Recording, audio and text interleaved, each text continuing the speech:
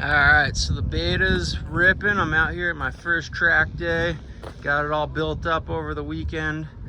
And it's ripping. It pulls third gear everywhere on the Pro Track. It's been amazing. But, and my jetting has helped a lot with that, but we'll talk about that in a minute. Let's talk about the chassis first. We got Renthal McGrath bend bars.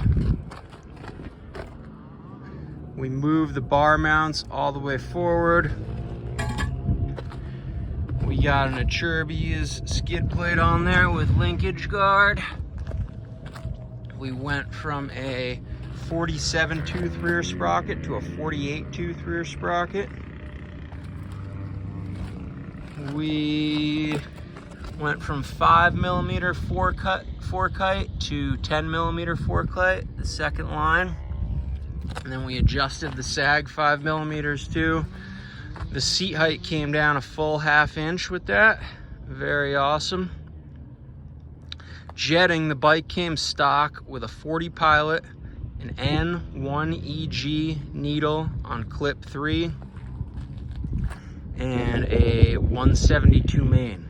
Now for elevation up here in Colorado, I adjusted that to test it to, I left the 40 Pilot, I took the N1EG, went to clip position 2, and put a 168 main in there.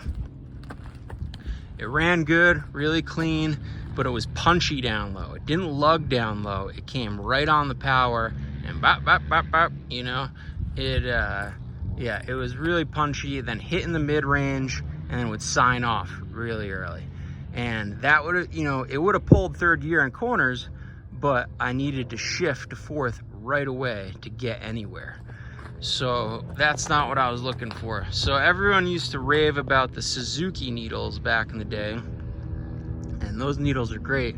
But I think that the new YZ needles, the YZ250 needles from 2007 plus, so we're talking the N3EW and its half clip leaner brother, the N3CW. Those needles, I think, are even a step beyond the Suzuki needles in performance. I mean, those YZ250s, they pull, they lug, they pull forever. They're a great bike. So here, let's see what I did here. So we'll talk about sea level first. So for sea level, 48 Pilot, N3EW, number 3, 180 main, with a 182 optional. If you're at really low elevation, it's under 60 degrees, or the track cut is cut really deep. Usually one of those things you can leave the 180, but if you have 2 or more, bump up the main. And I like to do that with the main because the main is super easy to change. You just get in there, pop it out, pop a new one in. So this is what I run in the bike mostly for Denver. I actually live at 9,000 feet, so I bounce back and forth between these two. Right now today at IMI at around 5,500 feet, this setup is working amazing. And I rode it at my house with this setup in it too at 9,000 feet, and it worked good too. So it's got some range in it. So 45 Pilot, N3CW number 3, so that's a half clip leaner than that. 175 main with a 178 optional. Now 8,000 to 12,000, 42 Pilot, N3EW number 2, 170 main, 172 optional. With the stock jetting, I would have probably gone in with the power valve to get it open a little later. But with this new jetting, I actually went out to flush. So it was stock, 1 turn in from flush.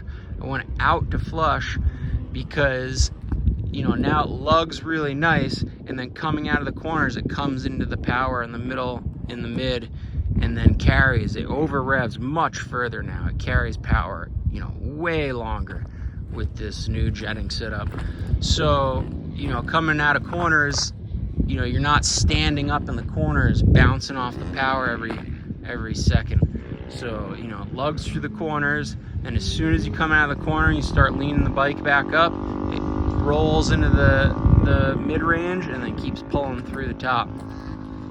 Like I said today at IMI, on the Pro Track, I've only taken it out of third gear once to hit one of the bigger jumps one time. The rest of the day, I've just been in third gear, ripping the whole track, lap after lap. But yeah, good bike, and we'll get some riding videos out here soon.